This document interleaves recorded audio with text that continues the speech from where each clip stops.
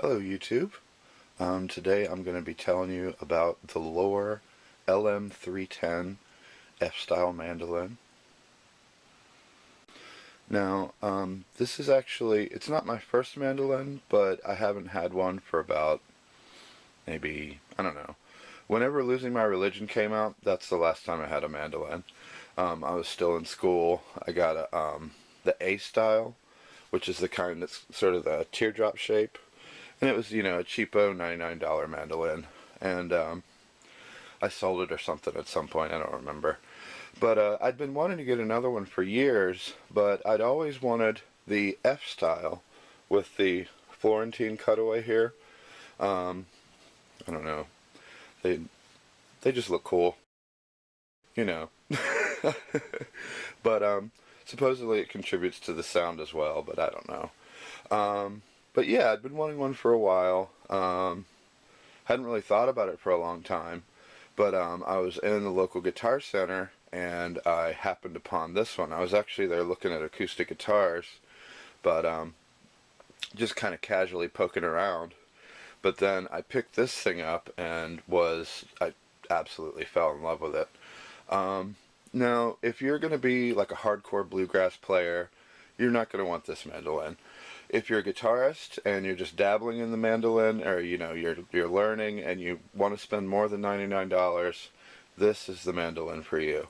If you've done any research in mandolins, they're really expensive. They can run, $1,000, $5,000, $10,000. They're really expensive, and especially coming from a guitarist standpoint, you look at it and you go, but it's so small. How can it cost that much? But they do. They're pretty pricey. So this one, I think, is the perfect compromise if you're looking for the F style and you want to have, a solid mandolin without spending a lot of money. I mean, you can spend $400 and get an even nicer Loar, but if you're looking to spend, the minimum amount possible and still get an F style, this is the one. And in a lot of ways, it basically has all the things that matter. At least, like I said, this is not for the hardcore guys. You guys go watch another video. But if you're just looking for one to mess around with, this has everything you need. It has a bone nut. It has a ebony bridge, and most importantly to me, when I found out, is it has a solid top. It has a solid spruce hand-carved top. I think the sides and back are maple, a laminate I assume. But yeah, the top is actually solid.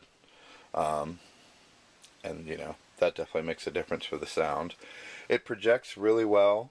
I noticed that in the store. It does make a lot of difference where you strum it. I have a tendency, because I'm lazy, to kind of lean back and end up strumming toward the bridge a lot of the time.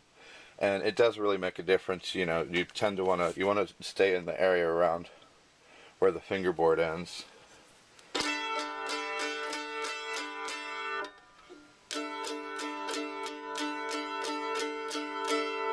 So I'm sure even on this crappy camera you can easily hear the difference.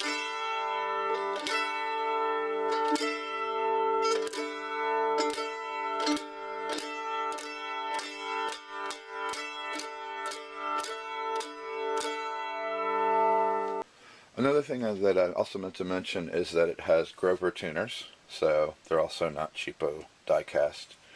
Another thing I kind of like about it, I'm sure it's to save on costs, but it has a satin finish, which, it saves you from obsessively shining it. If you're a polisher and you hate fingerprints, this thing is probably going to attract them. So, yeah, it's nice that it has something that it's not quite as quick to attract fingerprints, and that's kind of nice. Also, I don't know if it's true, but I would imagine that a satin finish, it's probably got less coats on it, which in theory would allow the wood more room to breathe and vibrate and all that fun stuff. Something else to note if you don't know anything about the mandolin, the tuning goes E, A, D, G. So it's like the last four strings of a guitar or the four strings of a bass flipped upside down. Also, it's the same tuning as a violin, so if you play the violin, you could probably make the switch over to mandolin pretty easily. Another thing I wanted to show you was this plate down here. You may wonder about how to change the strings. They're obviously under there. Now I noticed when I was playing it that the corners of the plate are kind of sharp and pokey. Like really sharp, like they could snag your clothes or scratch you. So I was going to take a file to the little corner where you wouldn't be able to see it and just kind of round it off a little bit. But when I was poking at it, I noticed that the plate actually pushed up a little bit and became flush with this plate down here. And then the sharp edges, you couldn't even find them anymore. So it actually, what had happened was the plate had slid down a little bit. And that's how I remembered that this is how you change the strings. You can slide the plate down, and underneath you can see here where the strings loop around these little hooks here. So when you want to put it back on, you just put it down at the end. It kind of dovetails on there.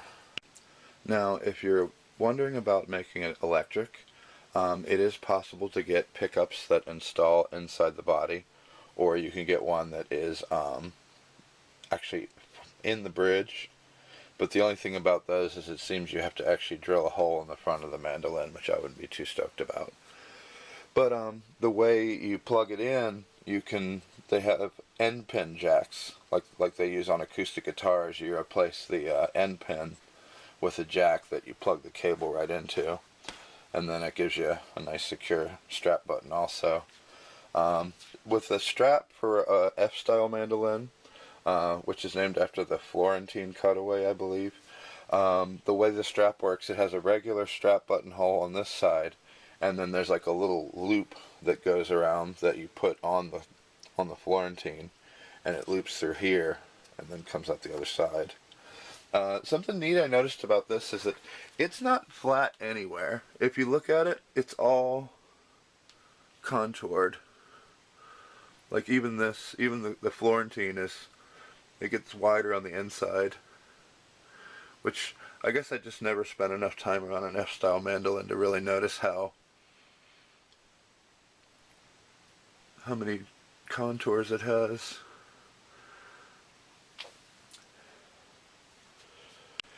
Okay, so another thing I wanted to mention was the name, the Loar. I'm sure if you, like me, if you don't know anything about mandolins, I was like, what's a Loar? I did look it up, and apparently Lloyd Loar is what it's named after. He built mandolins for Gibson back in the day. I think he may have even invented the Florentine mandolin. I'm not sure. But anyway, so that's what that is. Another thing, if you play an instrument, you probably noticed with all these close-ups to the mandolin, you're probably thinking, "Oh, dag, them strings is grody, Bill," and they are indeed. So I noticed that in the store. So I wasn't planning on leaving them that way, like something that's been left in a basement in a corner somewhere for 20 years. I did pick up some strings. Now, what's funny is I saw this mandolin on a Thursday. I played it, during my lunch break and was checking it out and was like, wow, that's awesome. And then went back to work and was like, okay, And then later that night, I did some research and looked up Loar and was checking them out just to see what the deal was with the mandolins and how, if they're as good, if they were worth the price. Certainly looks like it, sounded like it, but I like to research everything. So the one thing that I forgot to research was strings. So when I went to pick it up, I was like, yeah, I want to get a pack of strings. So I got these Martin strings. Now, I don't know if they're any good or not. They're going to go on there. But I did some research, of course, after the fact, and found out that a lot of folks recommend, they're called J74s by these guys, whose name I'm afraid to try to pronounce because it's the internet. Anyway, so yeah, basically, I think that's pretty much all I wanted to talk about. I just wanted to cover, that the mandolin's basically really nice, made out of good stuff, sounds good, like it a lot. If you're trying to shoot at the lowest price spectrum without getting into like truly crappy territory, then this is the mandolin for you. So I hope this was helpful, and thanks for watching.